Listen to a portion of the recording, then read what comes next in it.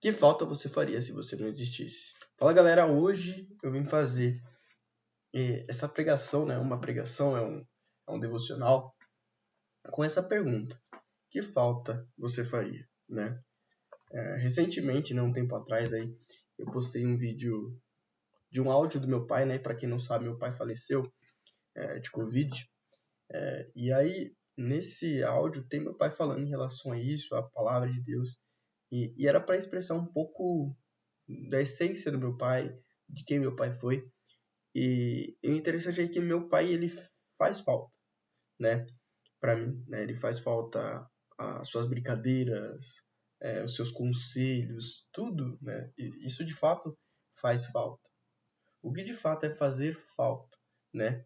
E aí eu fico pensando nos apóstolos, né? Eu olhando para meu pai sendo um ser humano falho, ele conseguiu fazer falta.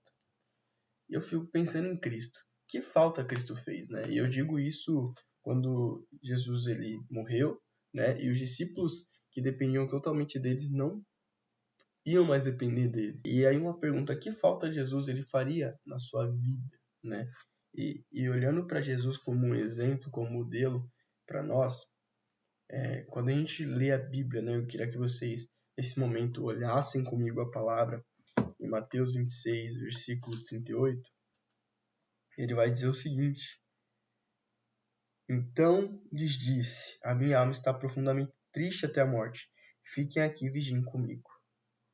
Jesus, aqui a gente vê que Jesus estava muito triste, né? E talvez a gente olhe para essa tristeza e ache que Jesus estava triste porque ele ia ter que morrer, né? Mas mais para frente é revelado por que Jesus de fato estava triste. Mateus 27, 45 a 46. A partir do meio-dia houve trevas sobre toda a terra, até as 3 horas da tarde. Por volta das 3 horas da tarde, Jesus clamou em alta voz, dizendo: Eli, Eli, lama sabachthani. Isso quer dizer: Deus meu, por que me desamparaste? Ou por que me abandonaste? Jesus, ele sabia a falta que Deus faria. Quando Jesus fala que sua alma estava profundamente triste, não é pelo fato de que ele estava com medo da morte. É porque Jesus, ele não queria se afastar de Deus. Ele sabia como Deus ia fazer falta para ele. E aí a pergunta é: que falta Jesus faria na sua vida? E a resposta é: deve ser uma falta que seja comparado à morte. E aí, dentro disso, vem outra pergunta: como eu faço que Jesus seja presente? E a pergunta é: o que é de fato fazer falta? E aí eu já respondo essa, né? Fazer falta é a ausência daquele que beneficia. E a gente vai discorrer mais sobre isso. Como pessoas de viva esperança, a nossa presença ela tem que ser benéfica para os que estão ao nosso redor. Nós temos que, a qualquer lugar que nós estejamos, nós temos que trazer algum benefício. Quando a gente vê Pedro, que ele escreve a primeira carta para os irmãos, ele começa a carta da seguinte forma: 1 Pedro 1, do 3 ao 5.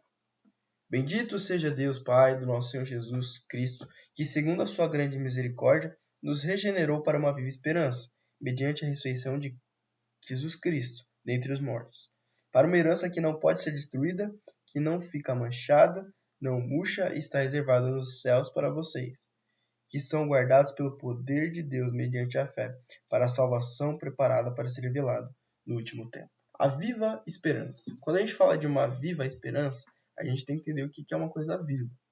E coisa viva é uma coisa que interage, né? É uma coisa que tem a capacidade de me tocar, de me atingir de alguma forma, né? É como, exemplo, uma pedra. Uma pedra ela não tem vida, né? Ela não tem capacidade de interagir com você, né? Mas um cachorro, ele tem. Ele tem a capacidade de interagir com você, né? Ele é uma coisa viva. E a esperança é uma espera, né? Uma espera de algo bom para a nossa vida, algo que nós queremos. Como a gente coloca essa ideia de viva esperança, quer dizer o quê? Que a nossa esperança, e qual é a nossa esperança? Que Jesus vai voltar, vai levar os seus santos salvos, né? E nós reinaremos eternamente junto com Deus, né? E se essa de fato é a nossa viva esperança, como ela está sendo mostrada nas nossas atitudes? De fato, queremos a herança que Deus quer nos dar? E isso tudo vem mediante a fé. Lembrando, isso não significa que nossa atitude nos salva. Não. O que nos salva é Jesus Cristo, né? mas a nossa fé é provada através do nosso. E aí, isso tem que ser algo que faz refletir, porque se nós somos pessoas de viva esperança, a nossa atitude em meio das pessoas é uma atitude boa, uma atitude alegre. E aí eu queria refletir sobre lugares que nós podemos ou não fazer falta, né? Seja nossa vizinhança, o nosso trabalho, a nossa casa, a igreja em si, né? São lugares que a gente pode ou não fazer falta. Nós temos que tomar cuidado e ver se a nossa atitude está sendo de benefício para quem está ao nosso redor. Continuando com 1 Pedro, capítulo 1, do 13 ao 16. Por isso, preparando o seu entendimento, sejam sóbrios e esperem inteiramente na graça que lhe está sendo trazida na revelação de Jesus Cristo. Como filhos obedientes, não vivam conforme as paixões que vocês tinham anteriormente, quando ainda estavam na ignorância. Pelo contrário, assim como é santos que chamou, sejam santos vocês também em tudo que fizerem. Porque está escrito, sejam santos porque eu sou santo. Nós podemos deixar de beneficiar a nossa própria vida. Nós podemos deixar de ser presentes na nossa própria vida, né? Nossa relação com Deus, né? Nós fazemos com que Deus não seja presente. Então, antes de tudo, antes que nós venhamos fazer falta na vida da outra pessoa, novamente a ideia de falta é beneficiar o outro, nós precisamos primeiro nos beneficiar, né? Porque uma vez que nós nos beneficiamos, nós estamos nos enchendo de Deus. Uma vez que nós nos enchemos de Deus, em algum momento que ele se afasta de nós ou nós pecamos contra ele e nós sentimos essa culpa, quer dizer que nós estamos sentindo falta da presença de Deus, e isso não é ruim. Isso é bom, porque você entende como a presença de Deus é benéfica. E aí a pergunta é, o que é diferente na sua vida que as pessoas no mundo não têm? Qual é a atitude que na sua vida você demonstra que as outras pessoas não têm aí fora, né? Pense sobre isso, reflita sobre isso. Acho que é interessante você anotar todas essas perguntas e depois você refletir, meditar você. Continuando, 1 Pedro capítulo 2, versículo 11 a 17. Amados, peço a vocês como peregrinos e forasteiros que são, que se abstenham das paixões carnais, que fazem guerra contra a alma, tendo conduta exemplar no meio dos gentios, para que quando eles os acusarem de malfeitores, observando as boas obras que vocês praticam, glorifiquem a Deus nos dias da visitação. Por causa do Senhor estejam sujeitos a toda instituição humana, quer seja o rei como o soberano, quer sejam as autoridades como enviados por ele, tanto para o castigo dos malfeitores como para o louvor dos que praticam o bem. Porque assim é a vontade de Deus que, pela prática do bem, vocês silenciem a ignorância dos insensatos. Como pessoas livres que são, não usem a liberdade como desculpa para fazer o mal. Pelo contrário, vivam como servos de Deus. Tratem todos com honra, amem aos irmãos na fé, temam a Deus e honrem ao rei. Qual é o seu diferencial? Qual é a sua diferença? Como você tem beneficiado as pessoas ao seu redor? A sua vizinhança, os governantes? O que você tem feito? Você é aquela pessoa que fica falando mal dos governantes? Aqui está deixando claro que isso não é a atitude de um servo do Senhor. Isso não é a atitude de um cristão, né? A atitude de um cristão é ter boas obras. E através das suas boas obras, você silencia a ignorância dos insensatos. Qual é a sua ação? Qual é a sua fala, né? A gente pode pegar um exemplo. Um vizinho que faz barulho, que faz bagunça. É um vizinho que quando ele se mudar, ele não vai fazer falta. Mas um vizinho que é calmo, é tranquilo, ninguém nunca ouviu nenhuma bagunça do lado da casa dele, só ouviu, às vezes, risadas, coisas boas, é um vizinho que as pessoas gostam de ter. E quando esse vizinho se muda, esse vizinho faz falta. Que tipo de vizinho você tem sido? Aquele que as pessoas falam, não, esse vizinho é que faz falta. A vida dele, o que acontece dentro da casa dele, o que eu ouço é muito bom. Qual é o seu diferencial? 1 Pedro, capítulo 2, versículo 18 a 25. Servos, sejam obedientes ao Senhor de vocês com todo o temor, e não somente se ele for bom e cordial, mas também se for mal, porque isto é agradável a Deus, que alguém suporte tristezas, sofrendo injustamente, por motivos da sua consciência para com Deus. Pois que glória há, se pecando sendo castigado por isso, vocês suportam com paciência? Se, entretanto, quando praticam o bem, vocês são igualmente afligidos e suportam com paciência, isto é agradável a Deus. porque para isso mesmo vocês foram chamados, pois também Cristo sofreu no lugar de vocês, deixando exemplo para que vocês sigam os seus passos. Ele não cometeu pecado, nem foi encontrado engano em sua boca, pois ele, quando insultado, não revidava com insultos. Quando maltratado, não fazia ameaças, mas se entregava àquele que julga retamente. Carregando ele mesmo em seu corpo sobre o madeiro os nossos pecados, para que nós, mortos para os pecados, vivamos para a justiça. Pelas feridas deles vocês foram sarados, porque vocês estavam desgarrados como ovelhas, agora, porém, se converteram a pastor e bispo da alma de vocês. Aqui ele usa a ideia de servo, né? O servo, basicamente, é um empregado, né? Você é um servo, você recebe um salário para fazer um serviço. Então, você querendo não é um servo. Então, a gente aplica isso na ideia do trabalho. No seu trabalho, qual é o seu diferencial? Se você não estivesse lá, você faria falta? A sua presença beneficia de alguma forma o lugar que você está, ao ponto de você sair, você iria fazer falta?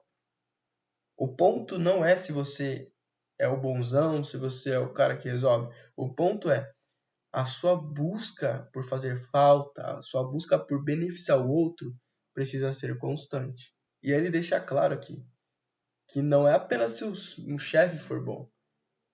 Se ele for ruim, também a sua ação deve continuar sendo uma ação de benefício para ele. As circunstâncias não justificam as suas ações de mal. Em todo momento, a nossa presença tem que ser benéfica, ao ponto de, quando nós não estivermos, ela fazer falta. Como cristão, você está buscando fazer a mesma falta que Cristo fez? A sua presença é benéfica para os outros? 1 Pedro 3, 1 ao 7. Igualmente vocês, esposas, estejam sujeitas a cada um seu próprio marido, para que, se ele ainda não obedece à palavra, seja ganho sem palavra alguma, por meio da conduta da sua esposa, ao observar o comportamento honesto e cheio de temor que você tem. Que a beleza de vocês não seja um exterior, como tranças no cabelo, joias de ouro e vestidos finos, mas que ela esteja no seu interior, uma beleza permanente de um espírito manso e tranquilo, que é de grande valor diante de Deus. Pois foi assim também que no passado costumavam se enfeitar as santas mulheres que esperavam em Deus, estando cada qual sujeita ao seu próprio marido. Foi o que fez Sara, que obedeceu a Abraão, chamando-o de Senhor, da qual vocês se tornam filhos praticando o bem, e não temendo perturbação alguma. Maridos, vocês igualmente vivam a vida comum do lar, com discernimento, dando honra à esposa por ser a parte mais frágil, e por ser cordeiro da mesma graça da vida. Agindo assim, as orações de vocês não serão interrompidas. Que falta você faria no seu lar? Mulher, você tem feito seu papel de esposa? Homem, você tem feito seu papel de marido? Sabe o que é muito triste? O triste é que às vezes tem maridos e esposas que não fazem falta no lar onde estão. Quer dizer que sua presença ela não beneficia. A sua presença ela traz malefícios e traz tristeza, ao ponto de a sua falta, a sua não presença não muda nada. Na verdade, torna o ambiente mais triste. 1 Pedro 3, 8 e 9. Finalmente, tenham todos o mesmo modo de pensar. Sejam compassivos, fraternalmente amigos, misericordiosos, humildes. Não paguem o mal com o mal, nem ofensa com ofensa. Pelo contrário, respondam com palavras de bênção, pois para isso mesmo vocês foram chamados, a fim de receberem bênção por herança. Que falta você faz no meio dos irmãos? Que falta você faz na igreja? Né? Você é aquela pessoa que só vai de domingo, vai de quarta e para você tá tudo bem? E tá tranquilo? Nós não podemos fazer falta na comunhão com os irmãos. A nossa presença tem que ser benéfica. Ela tem que trazer alegria, ela tem que trazer cuidados. Nós temos que nos preocupar com nossos irmãos, saber como eles estão, como está a vida deles, pelo que eles estão passando e tomar uma atitude. Então, fazer falta é, portanto, do que vocês querem que os outros façam a vocês, façam também vocês a ele, porque esta é a lei e os profetas. Eu lhes dou um novo mandamento, que vocês amem uns aos outros, assim como eu os amei, que também vocês amem uns aos outros. Nisso todos conhecerão vocês que são meus discípulos, se tiverem amor uns pelos outros. Não façam nada por interesse pessoal ou vaidade, mas por humildade, cada um considerando os outros superior a si mesmo, nem tendo em vista somente os próprios interesses, mas também os dos outros. Fazer o certo não tem a ver com aquilo que eu quero fazer. O certo tem a ver com aquilo que é o correto E o melhor, não para mim, mas para o outro. Faça a falta. Busque fazer essa falta. Que Deus abençoe você.